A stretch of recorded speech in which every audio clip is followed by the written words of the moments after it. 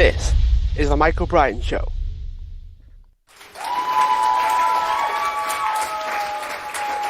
Hi everyone, welcome back to the show, and today I'm joined with Ian Lewinter, who is the main guy behind Film.io, which is the most powerful decentralized filmmaking ecosystem. Big mouthful there, but essentially it's NFTs, blockchain, cryptocurrency space mixed with the Hollywood side of film. So he combines blockchain and decentralization with the film industry. Ian, thanks so much for being a guest on the show. Thanks for having me, Michael. So we were having a quick chat about the way the world was going just before we hit record, and I'd be really curious as to why you started bringing the Web3 space into film when, from the outside looking in, Web3 has only really just started. Well, you mentioned NFTs, and one of the things I think is really interesting is if you've been looking at NFTs since 2017, you're an OG today. That's how young and old this space is already, and we're already into NFTs 2.0. When did that happen? You blinked, and all of a sudden NFTs had evolved into into kind of the next level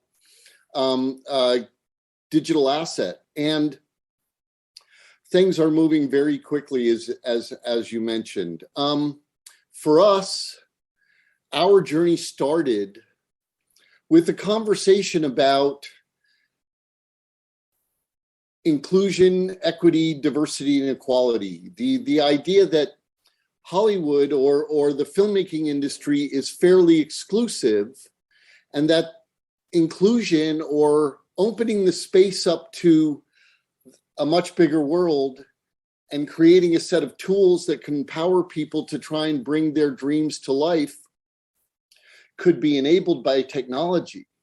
And, technology has been evolving, like you said, like we were talking about, at kind of a warp speed pace for a little while now.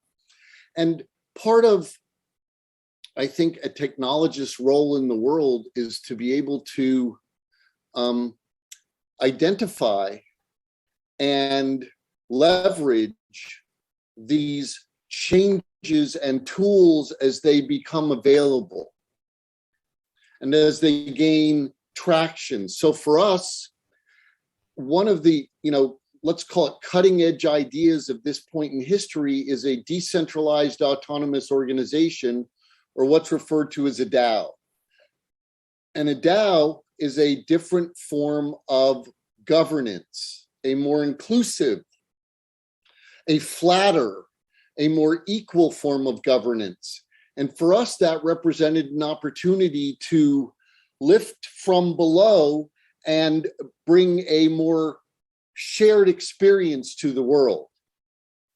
And so the first thing we said is, well, with the internet, the first thing you can do is you can just make yourself open to the world.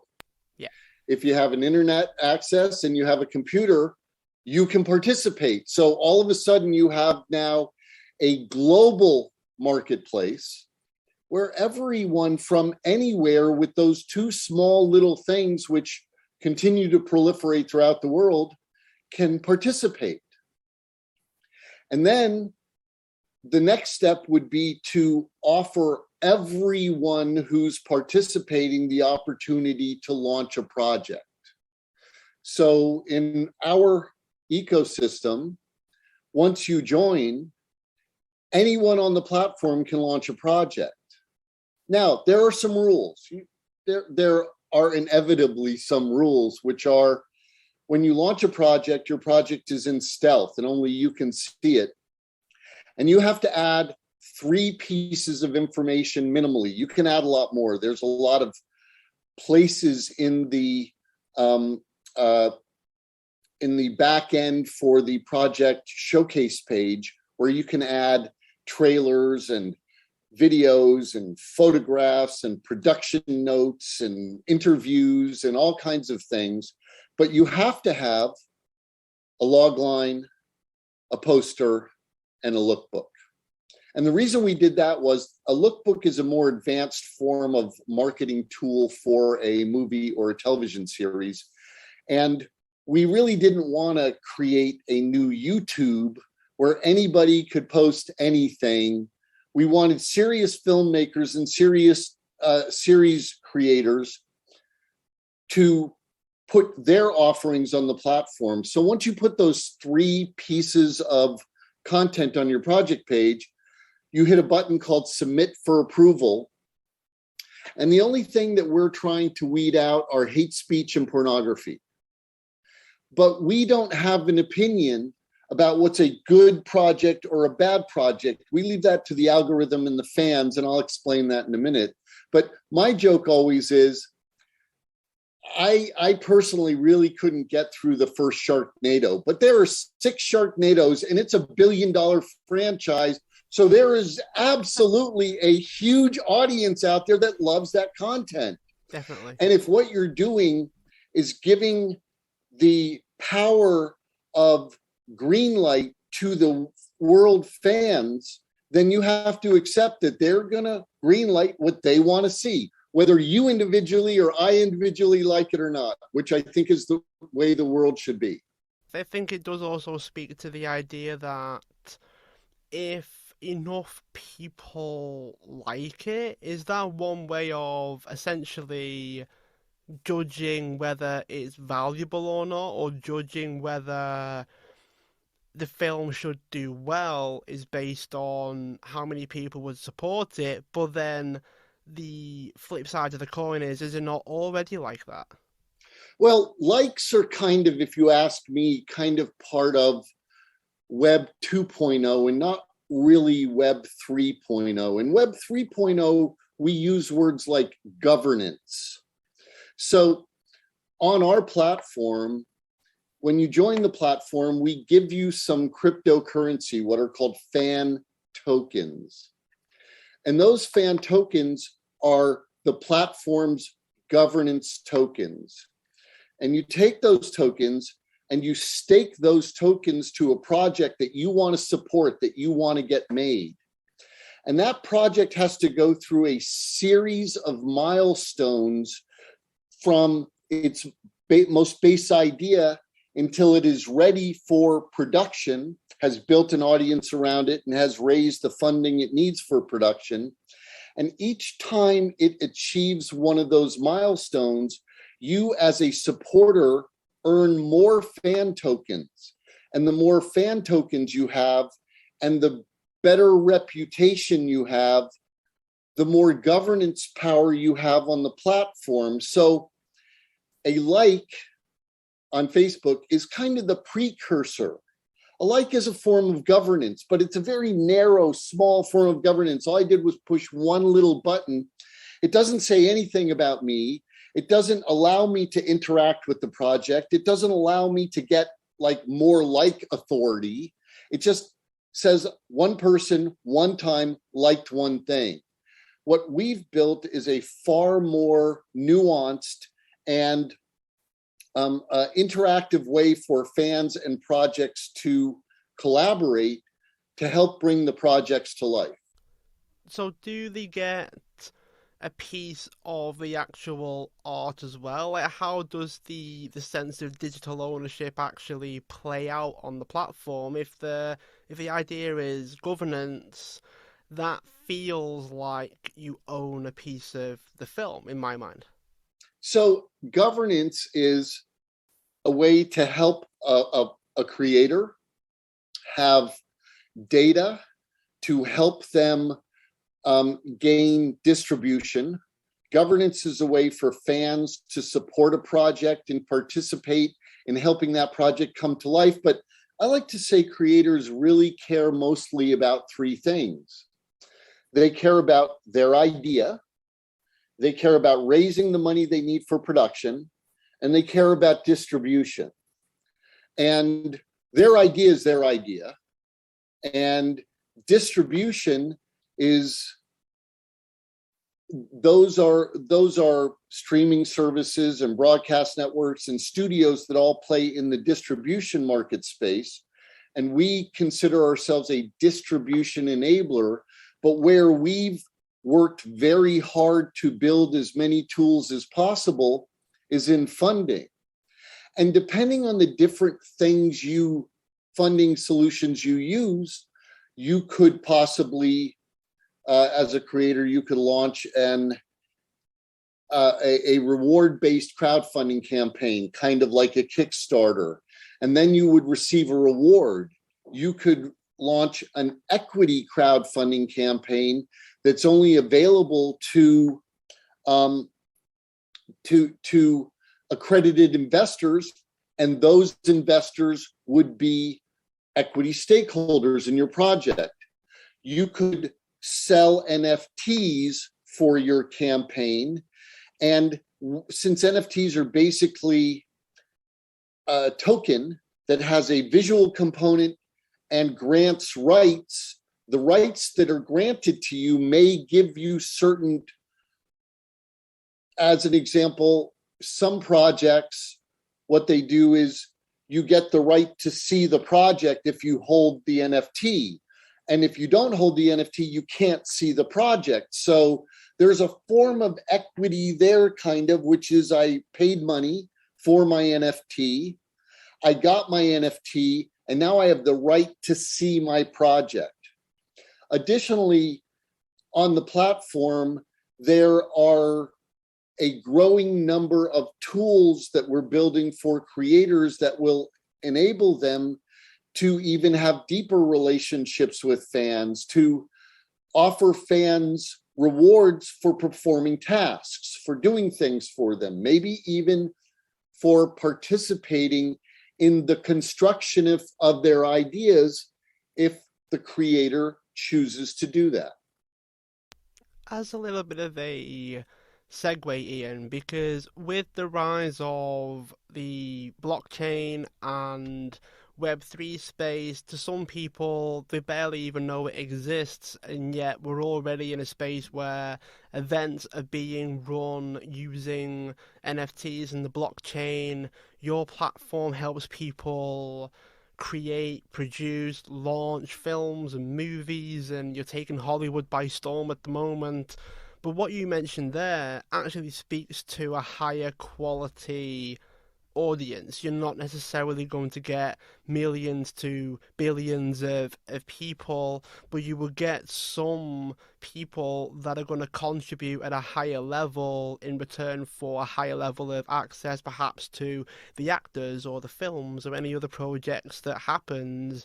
Speak to the idea of a higher quality supporter, I guess you could say, through the blockchain and NFTs, because I get the impression that if people contribute at a higher level in this system, they get a higher level of access than they would currently. Let's say you buy a ticket to the cinema or the theatre and you watch the film, and that can be as literally as high as their contribution would go to the success or the distribution of the film. What you described before makes me think of, well, this is so much higher. This is so much a higher level of engagement from the fan. Is that right? And do you think that is what films should be about at the moment? Well, I think that's a great question, although I half agree with one part of what you said, and I half disagree with the other part. You said not billions, maybe not even millions, but I absolutely think it's millions. I'll give you an example. There's a website out there called Fandom that has 340 million active monthly users. Those are much more engaged fans who want to dig deeper, know more, participate more. I think that I think a variety of things. I think that the relationship between fans and content is evolving. To what you said, used to be, I as a fan got to go to a theater. I got to pick what from what was already made, already distributed. I got to pay my dollars. And interestingly enough, I was funding the film because the majority of the money made for that film is made by one fan after another paying for their ticket in the movie theater. So they were not influencing distribution, not influencing what gets made, but they were definitely determining whether that project was successful or not. So our belief is that fans should be able to participate in a variety of different levels, and that making film, television, should be a collaboration. And let's face it, there are millions of people out there in the world with these ideas, these beautiful voices that have these ideas for these amazing movies and TV series that can't participate, that don't know how to get into the existing system. And that's, for me, a sadness, because I want to see what they want to make. I want all the beautiful voices and all the beautiful ideas to have the chance to get made.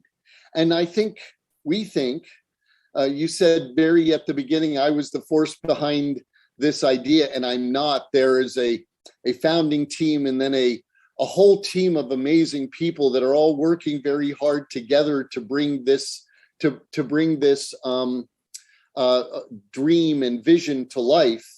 And we think that the world will be better served if more people's voices can be heard, for lack of a better way to say it. So I believe there is a very large audience out there that, once they learn that they now have an opportunity to participate through the entire ecosystem of making a project, that they'll want to.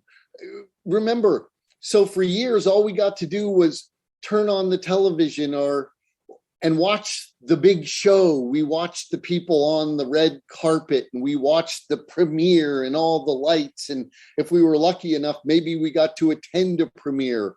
Maybe if we were very lucky, we got to walk down a red carpet. But the truth is, that was a world for a very small, narrow group of people. And why shouldn't the world be able to play, to have participation in helping creators? And the other thing is, and I believe this strongly, as the amount of people who can successfully bring their projects to life expands, a whole new group of people who never really even thought they had the right to even dream is going to emerge. And, we've seen this happen over and over again, where marketplaces have evolved in a way to be more inclusive and allow a much greater number of people to be a part of a market space.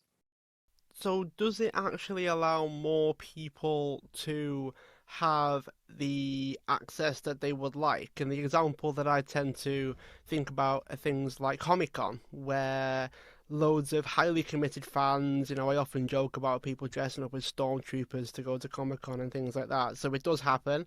I'm not one of those people, but it does happen where they go to events like that, where they get very into the storylines, they love the films. Does it allow more people to do those kinds of things? Does it ever go offline, like Comic-Con and things like that, or does it stay virtually? Just how far does this go, and will more people get the chance to do that? Oh, I think eventually, I think it's a process. I think it takes time. I think eventually it goes everywhere. We at Filmio have a both virtual and brick and mortar mentality. We're a platform where film and television gets made, and part of serving our creators, our audiences, is bringing as many brick and mortar as well as virtual tools onto the platform to help our creators. So, as an example, we have a strategic partnership with a studio company that has or is building studios around the world, and those studio facilities will be available to our creators at a premium. So it's not just the digital world, it's the physical production world. And, I'm sure you're aware that there are all kinds of interesting evolutions happening in production today. As an example, The Mandalorian, when they were filming The Mandalorian, they were literally doing post production during principal photography. Yeah. Or that the most recent Disney Jungle Book, the whole movie, which takes place in Africa, was filmed in a sound studio in downtown Los Angeles.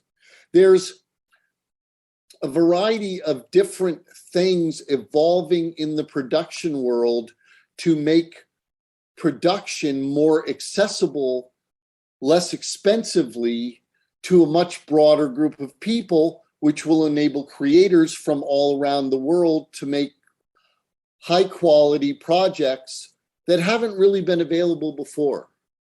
Similar to that as well, Lee, and I found out just recently that the Batman film with Robert Pattinson in, some of that was recorded in Liverpool, which is near where I'm from. So there's some weird and crazy things that are already happening, and I think that there's a lot of strangeness in that Batman's not set in the UK, but that was where some of it was filmed. So it's got a weird sense of it's a magical world out there already.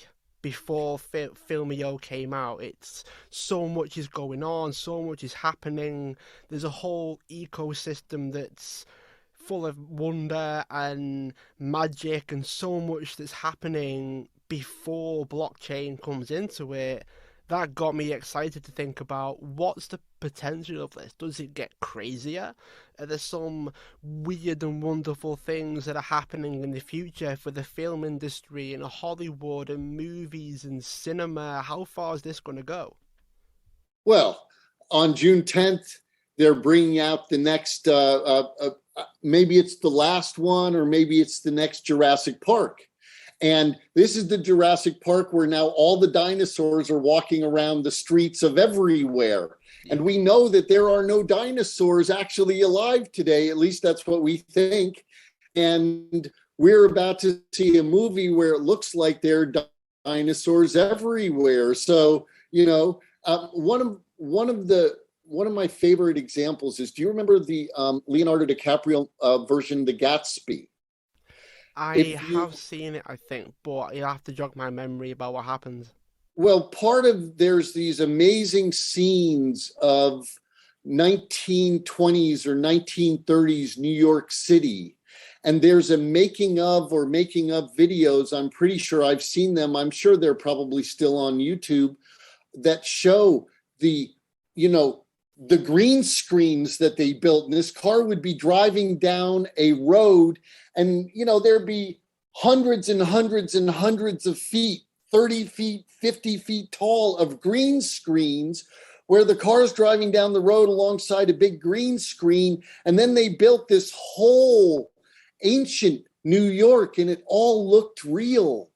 I mean, our ability, Unreal Engine, and what they're doing with three-dimensional backgrounds are literally changing our ability to see the difference between what's real and what isn't real. And if you've ever gone on to Unreal Engine's website and looked at what they're doing with people, I promise you, we are not that far away from there being movies with people, and we just can't tell if they're real or not. And that's one of the things I think that is going to be very interesting and strange when there are, 100% CGI people that look just like you and me, but they're not real. That's what I found really curious when I think it was Fast and Furious when unfortunately Paul Walker passed away before one of the films was fully made and they CGI'd his face onto his brother. I think I'm right in saying that in order to finish the film. And you mentioned films that are 100% CGI. What does this do to the film industry? What does Filmio do? Does it compete with the cinema, movies, TV, streaming? How do you see Filmio slotting in, and do you see a massive shift in the industry as a whole? So, no, we're not a competitor, we're an enabler. On our platform, all of the content on our platform is original content. And, I think the pandemic kind of got in the way of streaming expansion. But I think now that the pandemic seems to be easing, that we're going to start to see new streaming services, and we're going to see genre specific streaming services like Shudder for horror, or we're going to see location based streaming services. We're going to see collection based streaming services, the best example being Disney. And all of these streaming services are going to need to have original content, because it's been proven that that's one of the things that keeps people on a streaming service is access to things they've never seen before. So we see Filmio as a place where distributors and licensors can come to find vetted, fan-supported original content. And the other half of your question is, yeah, I think like everything, the world will continue to evolve. And I don't know that.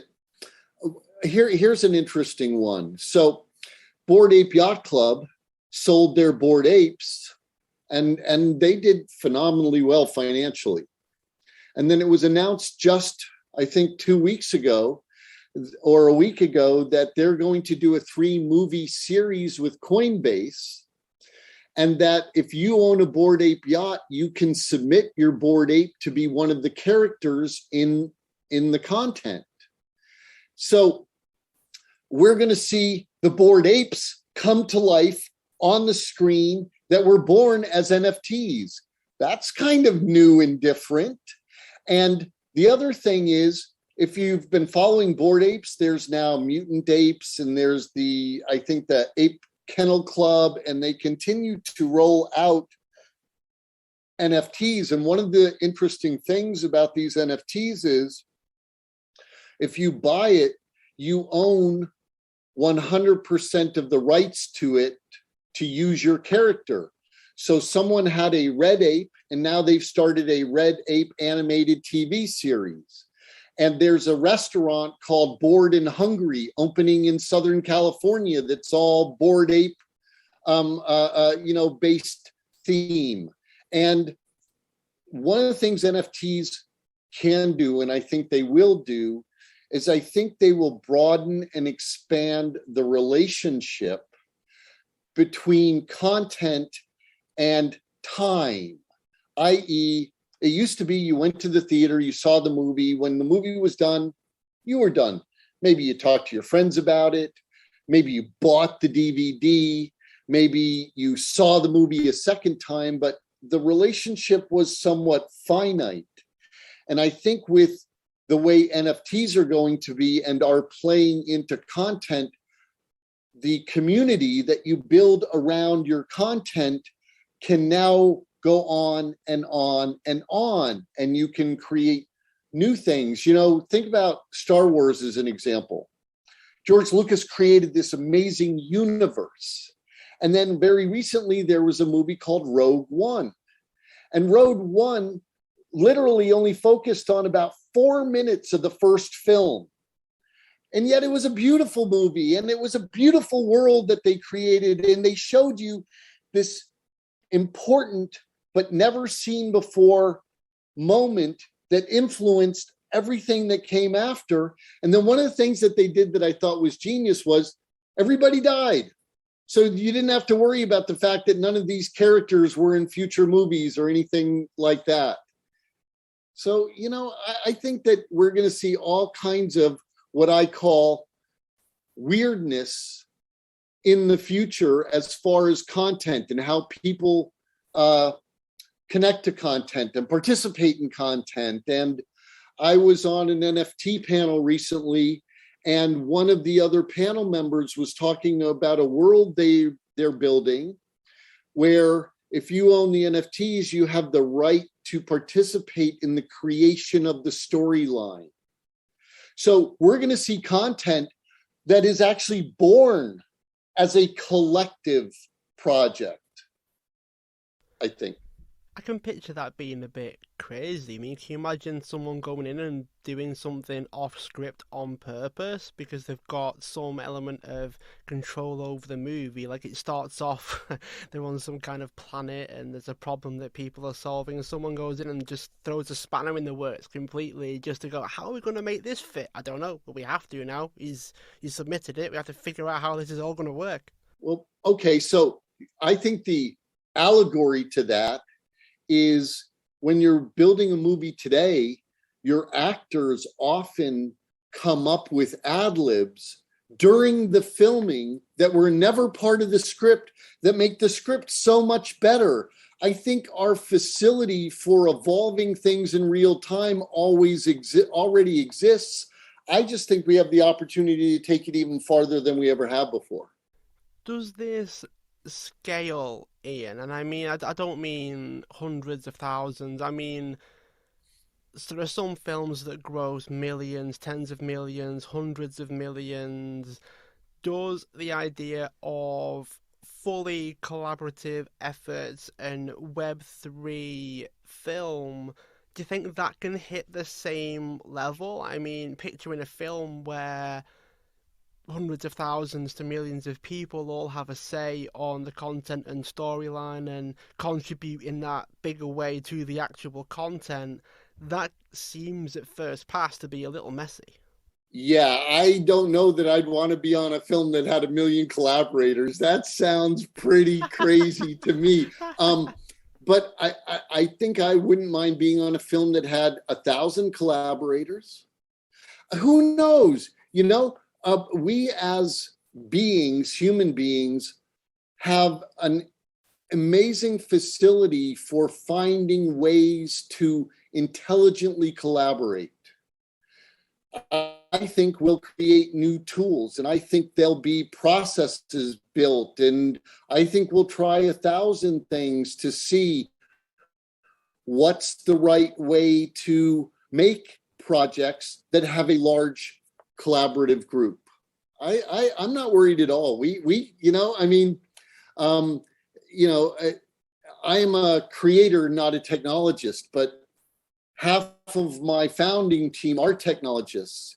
And because I work in a business which is very development and technology based, I have had to learn how to use all the developers' tools, like Jira as an example, which the first time I got on Jira, I was like, kill me, I don't want it. And, now I don't even think twice about it because it is a good tool that helps make the development process more streamlined and easier.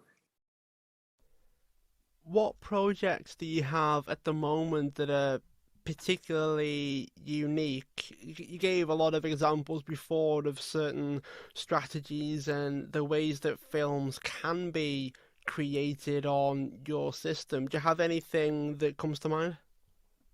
Yeah, one of the things is we have been actively demonstrating and showing our platform to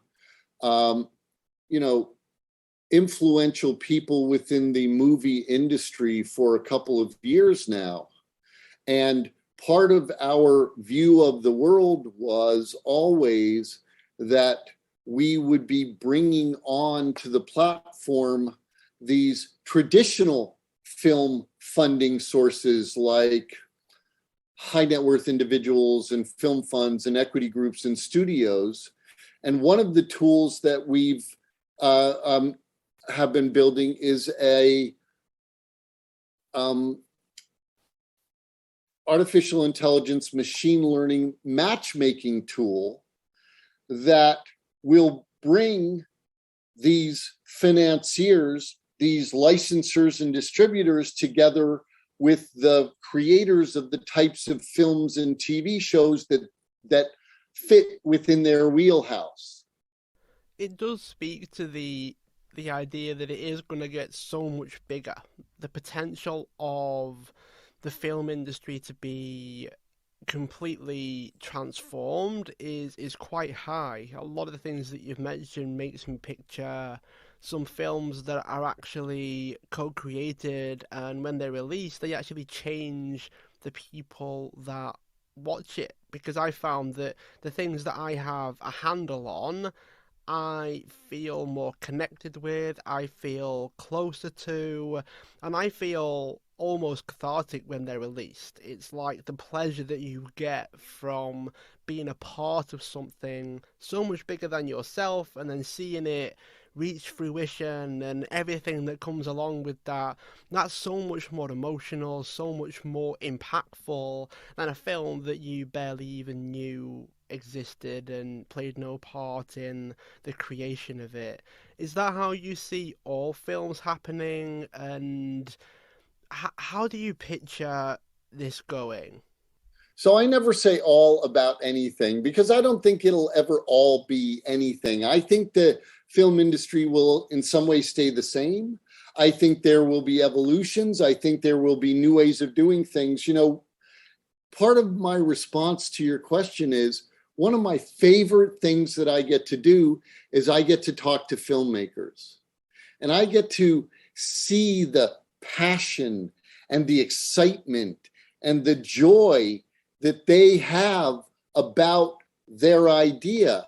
I always joke that you have to be just a little bit insane to want to make a movie. Or it's a challenging endeavor to bring these projects to life and to make them and to make things that create an emotional response in people, the kind of thing that you were talking about. And for me, one of the things I love to say about Filmio is it is a celebration of the creative journey, because filmmakers have all this passion, and historically all of the joy and the passion and the heartbreak and the journey has been,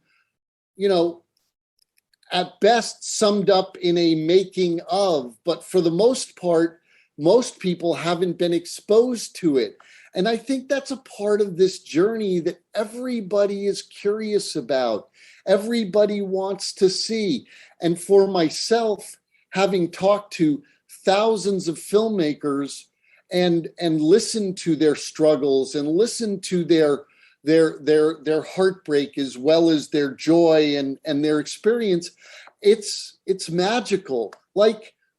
Just like somebody who wakes up in the morning and they say, I'm going to go out and I'm going to design and create and raise the money to build a restaurant, because I love to cook for people and I love the way food tastes and I love the way food looks. Passion and love for an idea needs to be a globally shared experience. It will lift people up whose current lives don't include any part of that joy of development. And how frustrating must it be for all these people out there in the world who want to be a part of something, but they can't?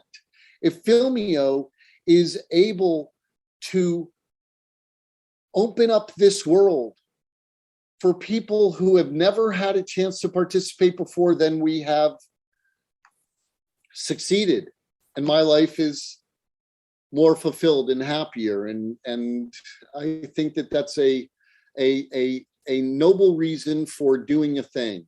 If it's okay with you, Ian, I'd love to get into the weeds a little bit in terms of some of the technology and infrastructure that's actually involved, because people from the outside might go, oh, well, I'll get this NFT or I'll invest in this, and everything else is behind the scenes or put together without them really knowing or seeing it all happen. What happens behind the scenes? You have access to technologies and warehouses for recording, and what's the infrastructure like? Well, one of the things I love about the blockchain is that part of the very nature of the blockchain is transparency. And in our world, we kind of look at three personas or four personas, three now, but we're going to be adding a fourth, and they are fans, creators, and investors. So in our world, for creators, it's a place where you can come and you can collaborate with investors and fans to prove that your project is worthy and to create momentum, raise funds, and do the things you need to do to get your project made. For investors, it's a place where there is financial transparency, where your investments are protected and how your money is spent is visible. For fans, it's a place where they can come and they can interact with and find out more and participate in the journey and even have influence over what gets made. This is far different than the current entertainment world that exists. And we use blockchain, we use cryptocurrency, we have fan tokens and film tokens, we use a decentralized autonomous structure to create shared governance over what projects get made through our fan token. And when you say behind the scenes, well, we have developers who are actually, writing the code, and that's kind of behind the scenes, working on the blockchain and developing these tools that become available to creators, fans, and investors to collaborate to make these projects. We leverage artificial intelligence. We leverage machine learning. We do a variety of things to improve or present the tools that we believe creators need to help make their projects. And like I said, we have a very both online and offline view of the world because production happens in both arenas. We have a partner, and what this partner does is it's a bunch of former Navy SEALs, and they use something called photogrammetry. And what they do is they go to a World Heritage site like Machu Picchu, and they make a pixel perfect 3D rendering of Machu Picchu. So that now, if you're a filmmaker, instead of having the huge expense of flying your cast and your director to Machu Picchu to shoot in Machu Picchu, you can now just do it on green screen, which saves money, and it also makes it more available to a larger amount of filmmakers than having to physically go to Machu Picchu to do it. And these guys are creating these 3D renderings of World Heritage sites all over the world. So, we're going to be making those 3D environments available to the creators on our platform at a premium to help them not only make the projects they want to make, but expand their vision of what's possible. And, the creating these pixel perfect 3D renderings is all being done in the background with a very advanced form of photography that's mostly drone based, and there are computer algorithms and all kinds of things. But it's how technology is influencing production. I want to thank you for explaining that, because some of it can be almost too simple for some people or complicated, but explained in such a way where may not fully connect the dots for those that are listening or wanting to learn. So it's interesting that you're creating the 3D renders. a lot of it's done through drones and advanced photography, and then it's green screens and machine learning you mentioned as well. So it's all interesting for those that are interested in the technology side. And I think it's just worth covering because for some it's like, oh, so I just get this token and then it all magically happens and it's all great and everyone comes away happy and fulfilled from doing it. It's good to hear from you what goes on when everything's sort of paid for or invested in or supported, and it's good to hear what happens next.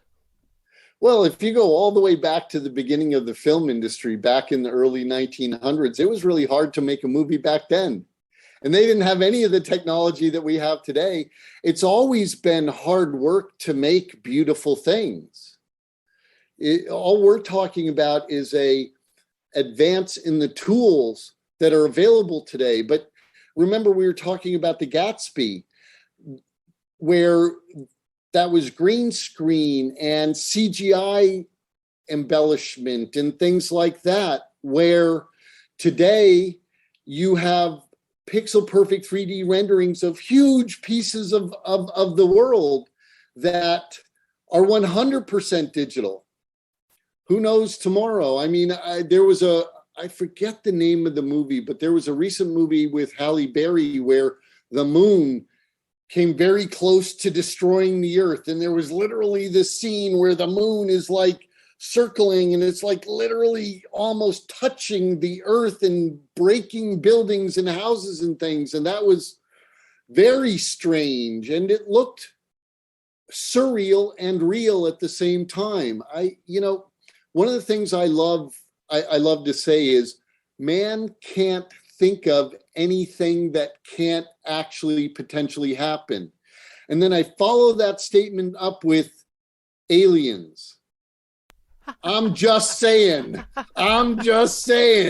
we might wake up someday and there might be some crazy ass shit going on. There might be, you never know.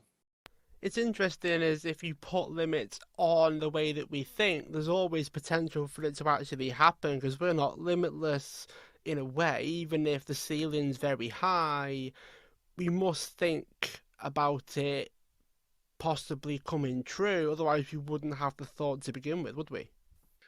No, look at, James Cameron has just been such an influential filmmaker in my lifetime. And things like Avatar and things like Aliens. Crazy. I think it's becoming a very, very fast-paced, interesting, surreal world, especially in the world of film, because it already is. But I think with your platform, we actually have a handle on the process and we can actually see how all of the magic takes place. And I'm excited to see how the future pans out for yourselves. And do you have any parting words for us? Any words of wisdom? Any insights? I would just say that, I look forward to a world where everyone can play, where if you have a dream, that you have access to the same tools as the long-term expert filmmakers, where you can find help and support to learn the things you don't know, but that we as a viewing world have the opportunity to see these amazing projects that you bring to life.